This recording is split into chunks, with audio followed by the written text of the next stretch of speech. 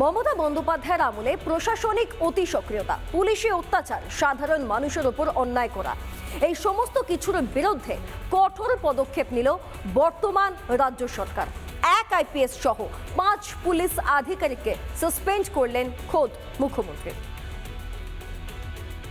রাজ্যে পালা পরিবর্তনের পরেই নতুন মুখ্যমন্ত্রী হওয়ার পর শুভেন্দু অধিকারী পরিষ্কার জানিয়ে দিয়েছিলেন যে কোনো রকমের যে ঘটনাগুলোর ক্ষেত্রে মানুষ এফেক্টেড হয়েছে, সেই ধরনের ঘটনার সাথে যুক্ত কাউকে কিন্তু রেয়াত করা হবে না, সে যেই হোক, পলিটিক্যাল লিডারই হোক বা পুলিশ আধিকারিকই হোক।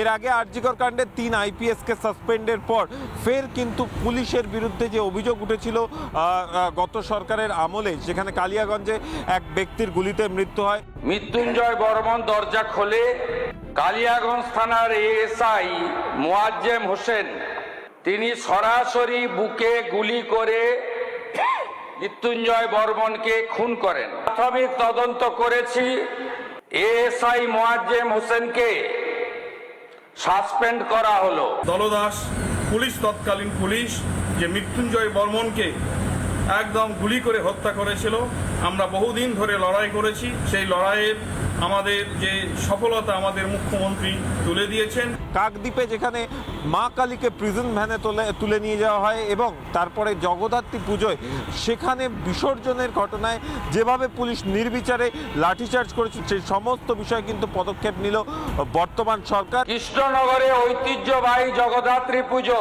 বিসর্জন দিতে যারা গেছিলেন ভক্তরা, তাদের উপরে নৃশংসভাবে লাঠি চালানোর এবং সনাতন ধর্ম সম্পর্কে অপশব্দ প্রয়োগের জন্য ইন্সপেক্টর অমলেন্দু বিশ্বাসকে সাসপেন্ড করা হলো।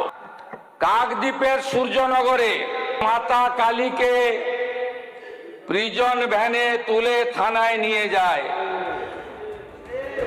আইপিএস কোটেশ্বর রাওকে সাসপেন্ড ঘোষণা করলাম। এই প্রতিটি পুলিশ অফিসারের বিরুদ্ধে কিন্তু পদক্ষেপ নেওয়া হয়েছে, সেখানে আইপিএস আধিকারিক সহ একাধিক পুলিশ আধিকারিক এবং যারা কর্মীরা রয়েছে তাদেরকে কিন্তু সাসপেন্ড করা হয়েছে।